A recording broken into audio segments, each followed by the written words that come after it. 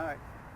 Hey, this is Marjorie Wildcraft with Lynn Gillespie. Hello. And this is your next edition of the Adventures in High Performance Gardening. And I have to totally confess, Lynn looks really good in a hat. I've had hat envy ever since we started this. So, and I usually do not look good in hats. Oh, that one looks great. Yeah, this one looks actually acceptable. My daughter is my fashion consultant. She says, Mom, and that's pretty good because it's normally like that. So anyway, and we also, Lynn's got her friend and I got my friend. Yep, this is Taffy. And this is Little Bear.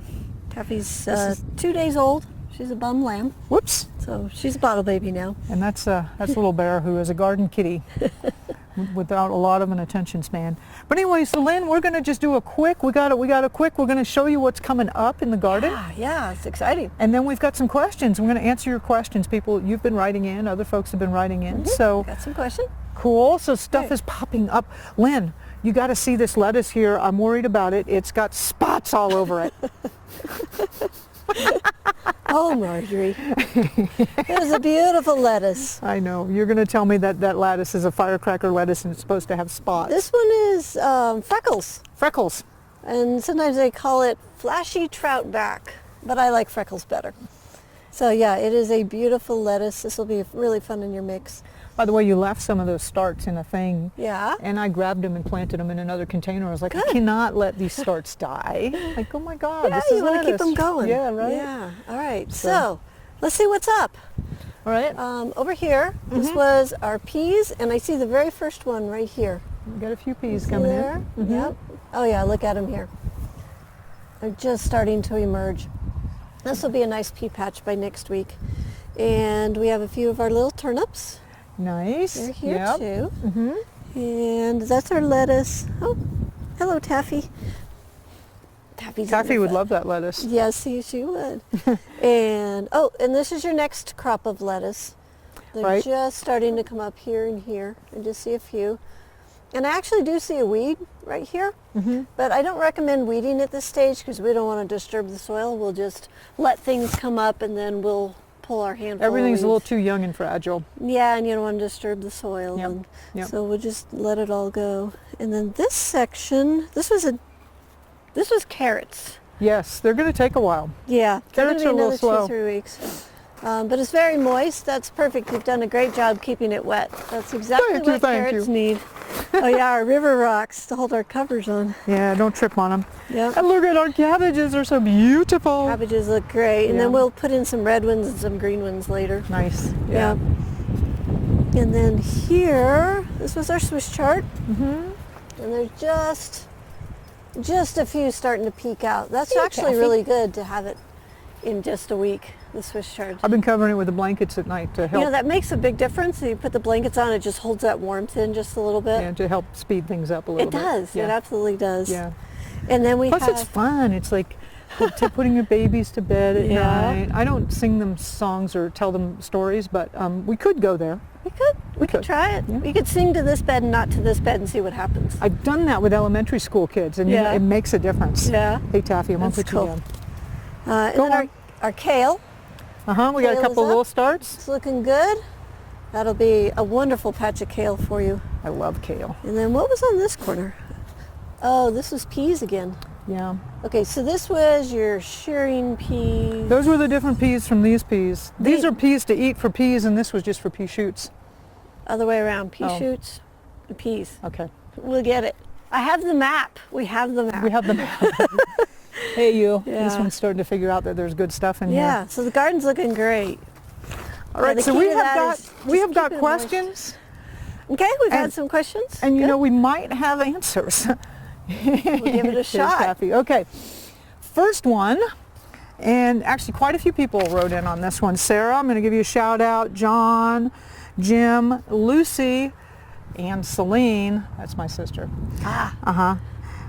When do I plant?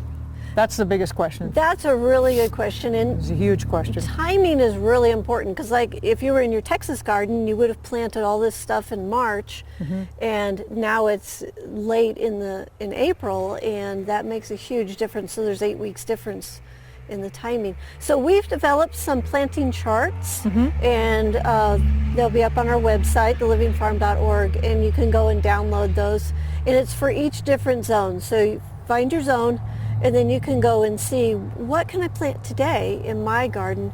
And that's the first step to success, is getting the timing. I'll make sure that whatever this is being posted, we got the link for you down below, so you can go check that out. Yeah, cool. Yeah, so we'll get the download link. some charts and Yeah, give you a good idea that's what to huge. plant when. Yeah. Yeah. Okay. All right. Okay, this is another biggie. Okay. And this comes from a whole bunch of people, and I'm going to just name a few of you, but believe me, the other 20 or 30 of you that wrote this in, we love you too. Celester, Cindy, Michelle, Susan. What kind of yield can I expect from these beds? From a high performance garden. From a high performance garden. You should The way- expect planting the yield. way you're planting with your system, Yes. which yes. this is Lynn's system. This is what we've done this for almost 30 years. Mm-hmm. So basically a unit, which is about a 4x4 square. So this bed has 3 of those in the front, and then we got 3 in the back. We are producing about $300 a unit throughout the growing season. Okay. So a garden of this size, there's 6 units there, so 6 times 300 would be about $1,800 in organic retail food value. And it's going to vary depending on where you live, but that's about what we can produce in these gardens. That's a pretty good deal. It's a really good deal. It's, you get a return on your money Pretty year quickly. one. Yeah. Yeah. You don't get a return on your money year one in most things. Yeah. $1,800. That's Yeah, this will produce about $1,800. that's worth of substantial. I mean, food. that's the question we always get, is like, how much am I going to save? How much, Yeah. right? So yeah, that's awesome. And then got the health benefits and everything else. With Oh, you can't even put a price tag on that. Right. Yeah. Right. Okay, let's go to the third question. And again, we had a slew of people that asked for this one. Susan and Mary and Tom, Linda, Tiffany. Okay. Now, again, there was a huge list. If I didn't get your name, we'll get you next week. How many units do I need to feed one person all year round? So if I were going to feed just Marjorie, Okay. how many units would I need? And a unit again is a 4x4. So And this is 6 units. There's 6 units There's here. 6 units here. And so you're wanting to eat year-round out of this garden, so we're going to have to can and preserve a little bit of food to get through the winter, because this is going to be buried in snow. It typically takes between 8 and 10 units per person.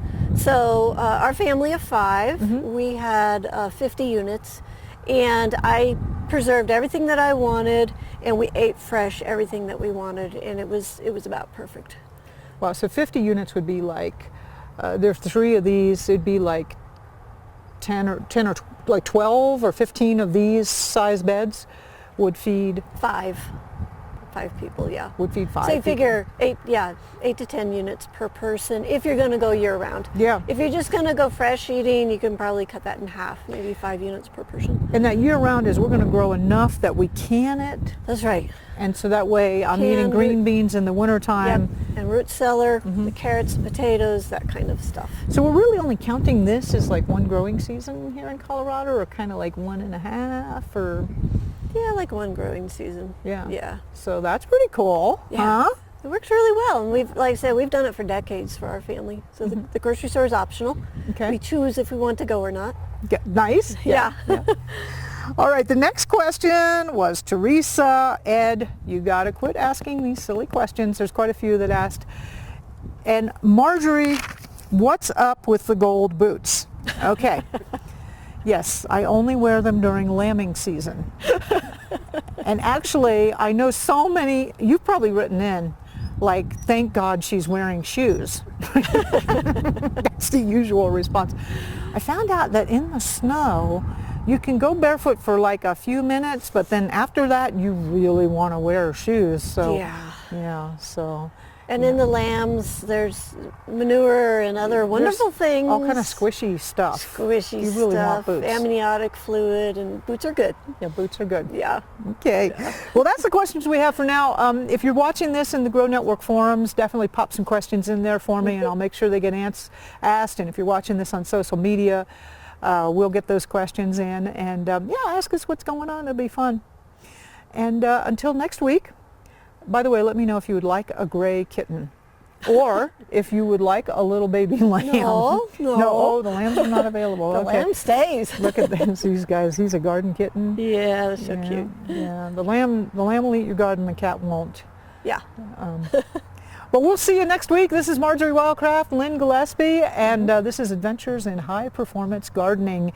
And woohoo, we've made it through a week. Let's see if we make it next week. You did it. All righty. See you later.